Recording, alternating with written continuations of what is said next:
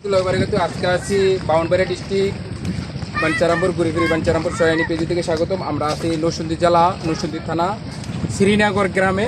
আমরা অনেকদিন পরে আসার চিন্তা ভাবনা করছি, আমার দর্শকরা দেখাবার জন্য আজকে দূর দূরান্ত থেকে আসছি। এখানে যে শ্রীনগর গ্রামের লাশ সীমানা দক্ষিণ পাশে মেঘনা নদীর সাথে বা এই মেঘনা নদীটা দেখা হতো। এই নদীটা কিছুদিন আগেও বৃষ্টির প্রতি বছরই ভাঙে, এই বছর আলহামদুলিল্লাহ ভাঙে নাই। এখন যে পাটাটা দিছে, পাটাটা বিশাল সুন্দর সাইজের পাটা দিছে। পাটা দিয়া আমরা যে দূর দূরান্ত থেকে যাই, এখানে মেঘনা নদী বড় বড় জাহাজ আছে। এই গ্রামের অনেক প্রতি বছর ওই 2 3 ক্ষেত ভাঙতো।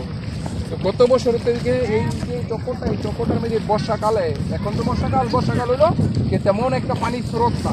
কয়েকদিন পরে এমন স্রোত হবে, এখানে নৌকারে একদম কোষা নৌকা, ছোটো ছোটো নৌকা হয়ে যারা মাছ ধরে জেলি ভাইয়েরা অনেক কষ্ট করতে হয়। তো আমরা যারা দূরদূরান্ত থেকে আসি দেখার জন্য, যে আমরা বিভিন্ন জায়গায় আসলে ঘুরতে অনেক ভালো লাগে। আর আকাশের পরিস্থিতিটা ক্যামেরাটা আকাশের পরিস্থিতি দেখা তো অনেক বৃষ্টি আসতেছে। তো দীর্ঘায়িত ভিডিও করতে পারবো না, কেন ক্যামেরার উপরে বৃষ্টি পড়তেছে।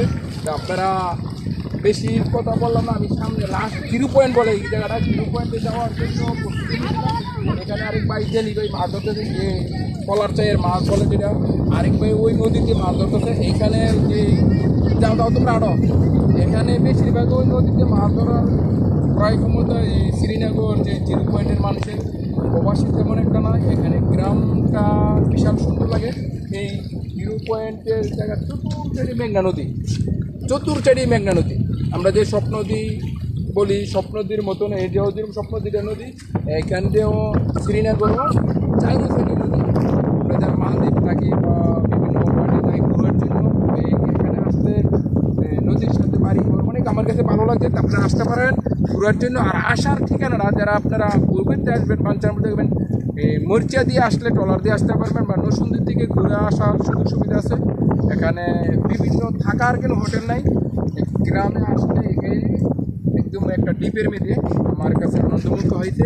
ভিডিওটা যদি ভালো লাগে অবশ্যই লাইক কমেন্ট করবেন। আর ঘুরি বাঞ্ছারামপুর সয়ানি পেজে যারা নিয়মিত ভিডিও দেখেন অসংখ্য ধন্যবাদ।